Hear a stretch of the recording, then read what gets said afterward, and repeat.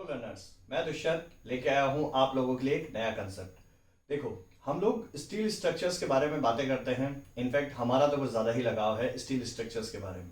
Steel structures के लिए जब हम लोग उसमें कनेक्शंस के लिए अगर देखते हैं तो कनेक्शंस सबसे पहले ओल्डेस्ट जो कनेक्शंस हम लोग जो बोलेंगे दैट इज रिवेटेड कनेक्शंस।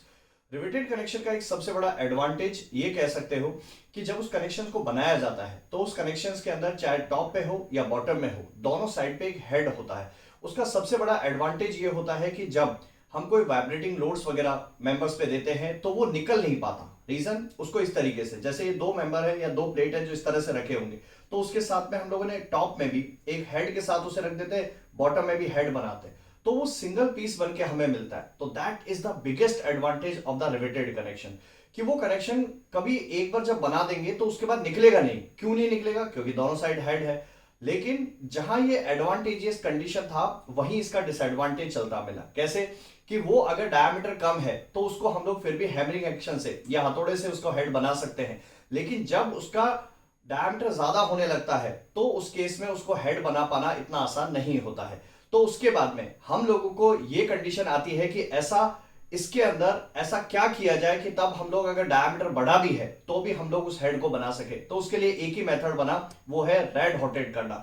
ठीक है, जिसको हॉट रिवेटिंग प्रोसेस बोला जाता है। तो उसमें क्या करते हैं कि टेम्परेचर ज्यादा कर दिया जाता है, रेड हॉटेड होता है, टॉप से एक हेड ऑलरेडी बना होता है, जैसे उसको इंसर्ट करते हैं बॉटम से हेड बनाते हैं और उसके बाद वो कनेक्शन वहां पे टाइटली हो जाता है। तो ये उसका एक बनाने का तरीका है। तो यहां से आप लोगों का एक क्वेश्चन जो बनता है वो ये, क्या ये हॉट रिवेटिंग प्रोसेस क्या हमेशा बिगर डायमीटर के लिए ही पॉसिबल है?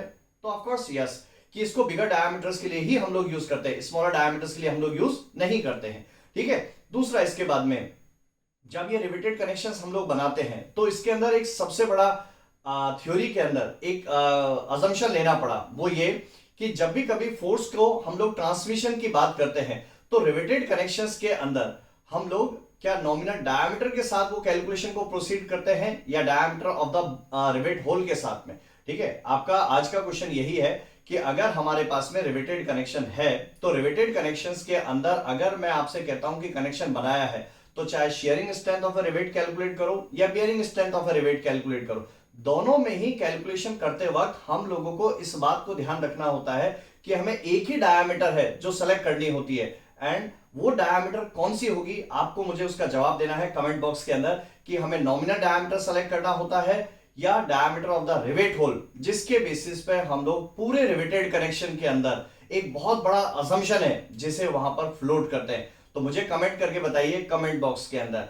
और ऐसे ही अपडेट्स के लिए मुझे फॉलो करते रहिए अनअकैडमी पे। एज ए प्रोफाइल मेरी सर्च कर सकते हो Dushyant. Let's crack it. Thank you.